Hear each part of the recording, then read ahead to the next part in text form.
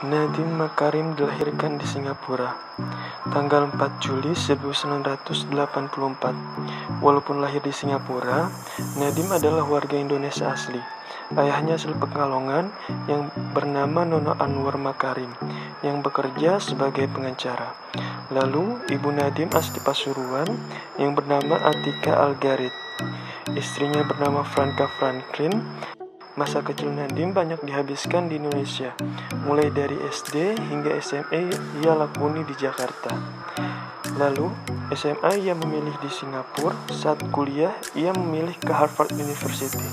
Namun sebelum di Harvard University, ia mengambil D1 Foreign Exchange di London School of Economics.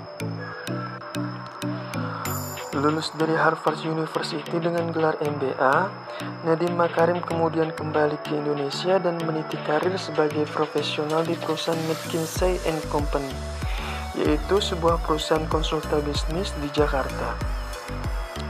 Nadiem meneliti karir di perusahaan tersebut selama 3 tahun.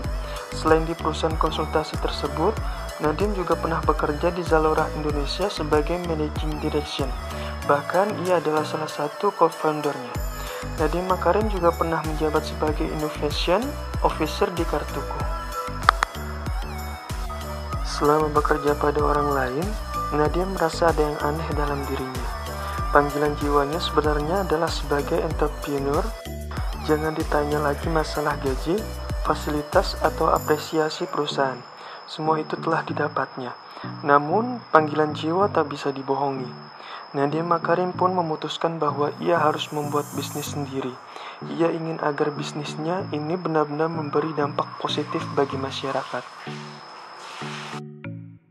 Selama di Jakarta, Nadiem berpikir tentang ojek. Ketika ia berdiskusi dengan tukang ojek langganannya, Nadiem memang lebih sering menggunakan jasa ojek dibanding dengan menggunakan mobil. Dari perbincangan dengan tukang ojek langganannya, ia menemukan kenyataan bahwa hampir sebagian besar tukang ojek menghabiskan waktu hanya untuk menunggu pelanggan yang menghampiri, dan susah untuk mencari pelanggan. Di lain sisi, kemacetan di Jakarta makin memburuk keadaan. Maka ia berpikir sangat dibutuhkan sebuah layanan transportasi yang cepat serta pengiriman yang cepat untuk membantu warga Jakarta.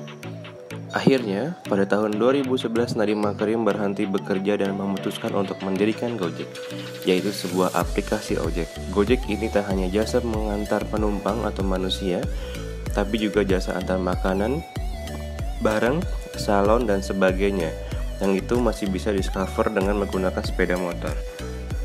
Aplikasi Gojek ini telah didownload lebih dari 10 juta pengguna.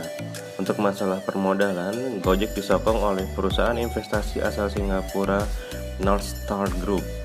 Saat ini Gojek sudah memiliki hampir 10.000 mitra tukang ojek yang menyebar di seluruh Indonesia. Para tukang ojek yang mau bergabung dalam Gojek harus mempunyai sepeda motor sendiri. Kemudian, untuk smartphone-nya Gojek memberikan program cicilan ringan. Dengan begitu, para tukang ojek tersebut tak hanya lebih tersisa kerjanya tapi juga melek teknologi. Jadi istilahnya Gojek ini adalah maklar untuk tukang ojek dan pelanggan. Pembagian hasilnya adalah 80/20, 80% untuk para tukang ojek dan 20% untuk ojek.